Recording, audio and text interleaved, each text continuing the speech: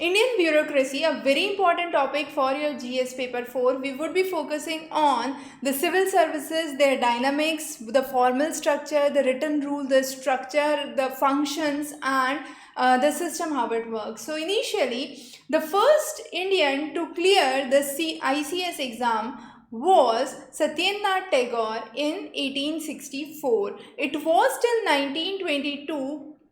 Till that time, Indians had to move to London in order to appear for the civil services exam, and therefore it was a necessity to shift the civil services exams back to India.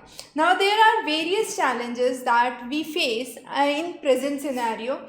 Since we have adopted a socialist welfare model, we have seen that the interference of government has increased drastically, and this is affecting the bureaucratic setup. So objectivity in the decision making gets impacted. The second administrative reform act committee, or what we call as a commission, the second commission was headed by Virappa Moli, and the idea was to focus on recruitment, performance and result orientation of the bureaucracy.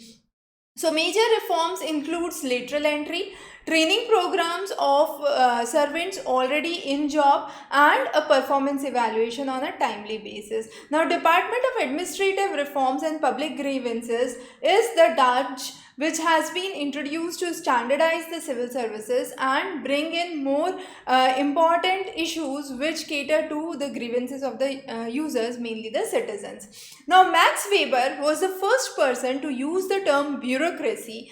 He distinguished three types of bureaucracy. What are those? The first one is the traditional bureaucracy, which is based on succession, rituals. The charismatic authority, which says that by born or by birth, leader is leader, and we have examples like Lord Ram, Swami Vivekananda. And then there is another approach, which is rational legal, and this is where the bureaucrats lie. So according to Max Weber, the bureaucracy is one of the most formal organizations. Now the civil services in India has a formal selection process with transparency, has documented rules and regulations, has a set hierarchy, specializations are given, there are professionalism. So professionalism, when we say, includes civil services with four important aspects. What are those? Uniformity, neutrality, efficiency and anonymity.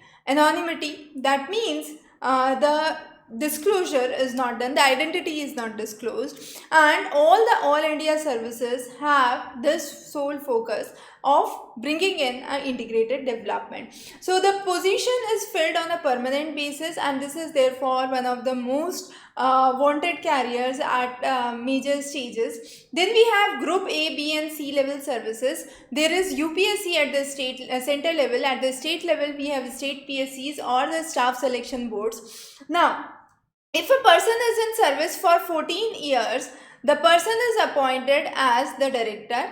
A person who is in 18 years in service can be appointed as a joint secretary, and those who are 32 years in service can become the secretary in the government of India position. They have to comply by the rules and the regulations. The hierarchical structure has to be maintained.